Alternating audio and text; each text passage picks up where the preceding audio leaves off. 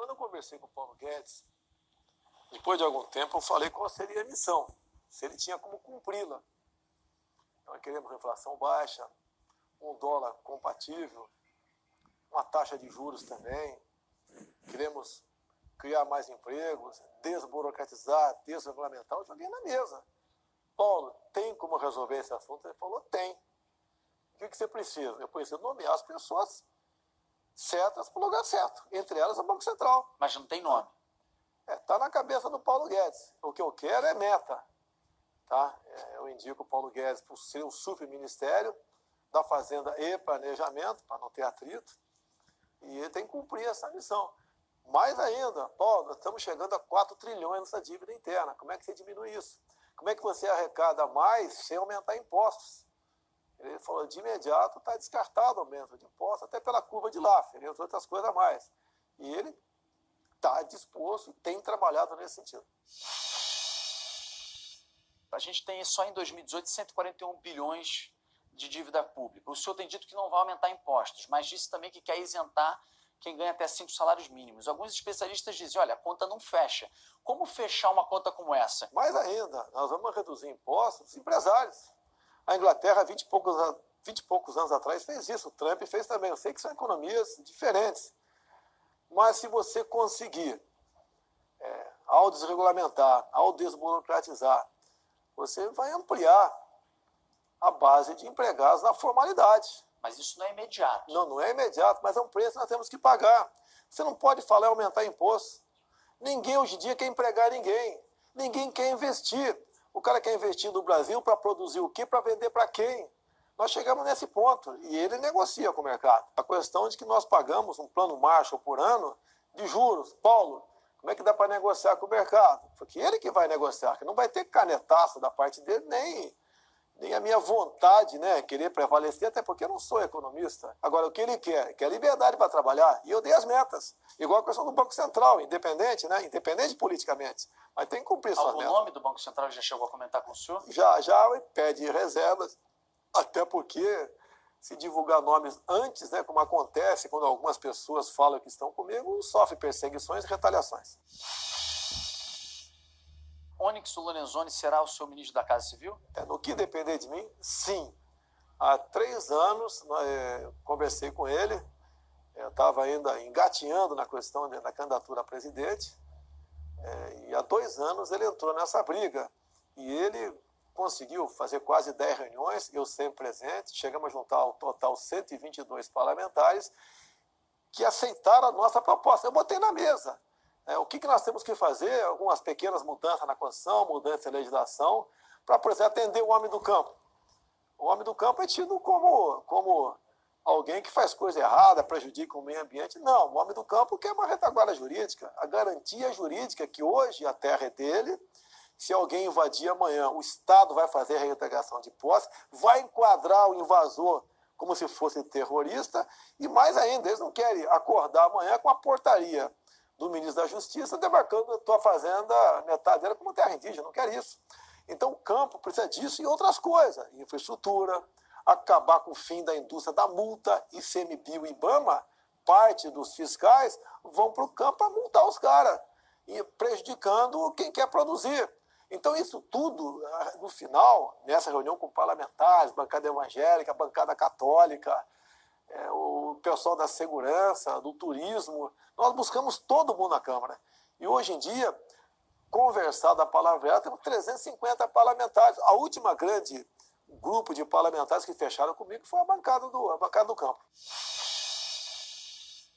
Reforma política, não adianta você falar que quer isso ou quer aquilo, quem depende é o parlamento, não passa pela vontade do presidente. Pretendeu fazer uma mini reforma política, entre elas um sistema de votação que permita que seja auditada para acabar com a neura, né, ou com o fantasma de fraude. A reforma política passa por aí. Quando você fala na questão do campo, nós temos que tipificar as ações do MST como terrorismo. Eles não produzem nada, produzem apenas terror, levam insegurança ao campo. Devemos, por exemplo, para acabar com a briga do Ministério do Meio Ambiente com a Agricultura, nós vamos fundir esses ministérios, Agricultura e Meio Ambiente. Não pode ter esse ativismo xiita ambiental no Brasil.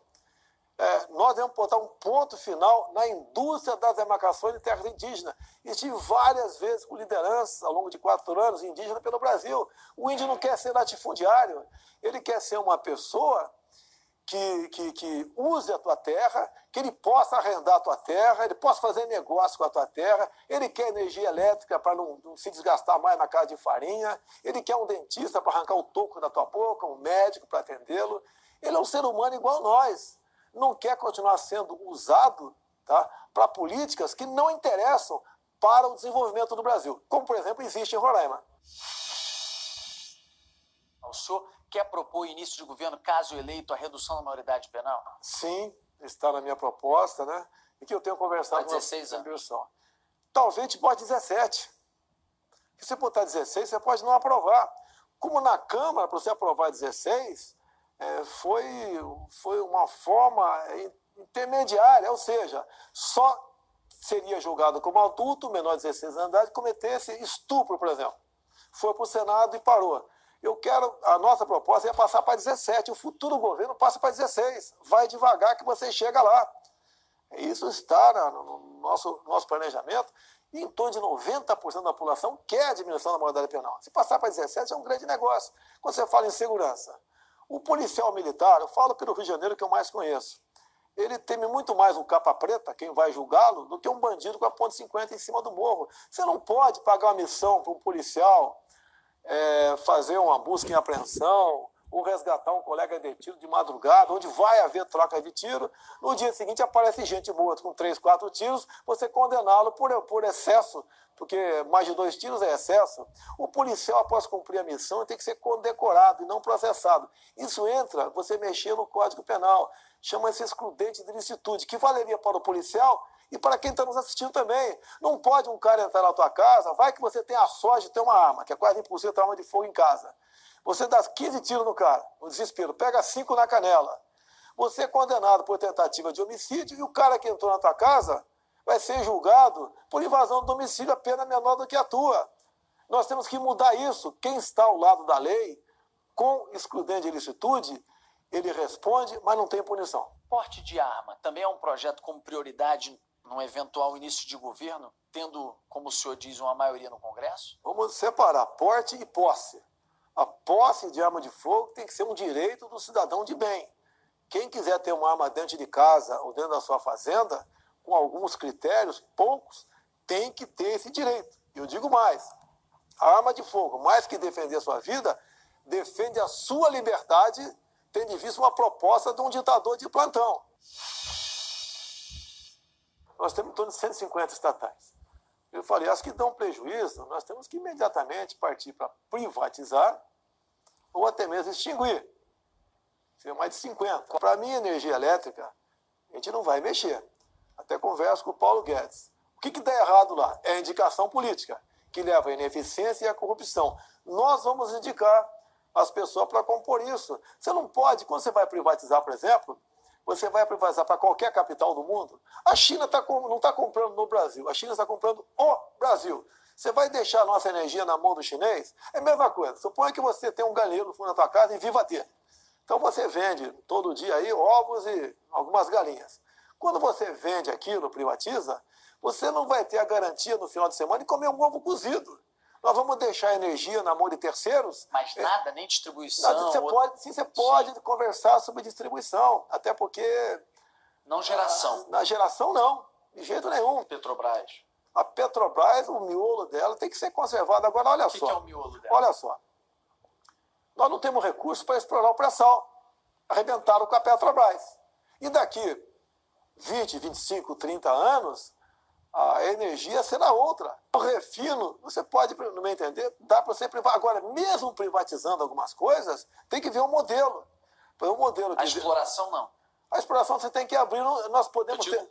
Sim. Nós temos tecnologia, mas não temos recursos para explorar. Chega para mim informação. Cada litro refinado de diesel custa 90 centavos. Não sei se é verdade. E depois a Petrobras bota 150% de mais de lucro e revende. Daí vai para o Brasil. Você bota em média 30% de ICMS. Pô, ninguém aguenta. Ninguém aguenta. Você diminuiria a carga tributária também? Você tem que diminuir essa carga tributária. Você não pode ter uma política predatória no preço de combustível para salvar a Petrobras e matar a economia brasileira. Qualquer coisa no combustível reflete no preço da mercadoria que está lá na ponta da prateleira. Ninguém quer a Petrobras com prejuízo. Mas também não pode ser uma empresa que usa do monopólio para tirar o lucro que bem entende. Repito, faltam-me dados para uma melhor análise sobre isso. Uma vez sendo presidente, a gente vai ter os dados. A proposta inicial do Temer falava, por exemplo, em aposentar o policial militar com 65 anos. Eu conversei com o meu pessoal. Vai ser um fuzil ou uma bengala que o soldado vai usar. Daí você vai na expectativa de vida na Polícia Militar do Rio. São 100 e poucos que já perderam a vida esse ano. A expectativa de vida deles está na fase de 50 e poucos anos de idade. Então você não pode tratar o policial militar, por exemplo, da mesma forma. O das Forças Armadas também tem a sua certa semelhança. O que nós devemos fazer? Onde é que está a fábrica de Marajá? São as incorporações. Você pode ver, você, por exemplo, é funcionário de uma Câmara Municipal, que é muito comum acontecer. Ganha 10 mil por mês, é um baita no salário. De repente, você fica num cargo de comissão de 10 mil. 8 anos depois, você passa para 20. Repete a operação, mais 10 você passa para 30. Vamos acabar com as incorporações no primeiro momento.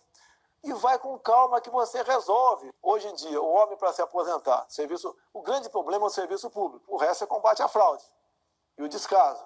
Serviço público, o homem se aposenta com 60 anos de idade. Vamos botar 61. Você aprova. Se você quiser já botar 65, mesmo que seja mais na frente, você não vai aprovar. Que a esquerda fazer uma campanha enorme dizendo, por exemplo, que no Piauí, onde a expectativa de vida é 69 anos de idade, dizer que você vai se aposentar no cemitério. Então, se você fizer com calma, devagar, tu chega lá. Não é como muitos querem. Não adianta você querer botar remendo novo em calça velha. Então, dá para você tratar desses assuntos vagarosamente. Obrigado, candidato. Até a próxima.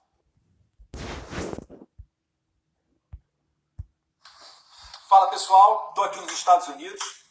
Como dá para ver, muitas armas, né? Esse aqui é o famoso AR-15, que é a arma do demônio. A imprensa brasileira fala que capota até Fusca. Do meu lado aqui tem uma SCAR, uma K-47, arma dos terroristas, né? Uma 50, o pessoal chama de ponto .50, dá até para derrubar avião.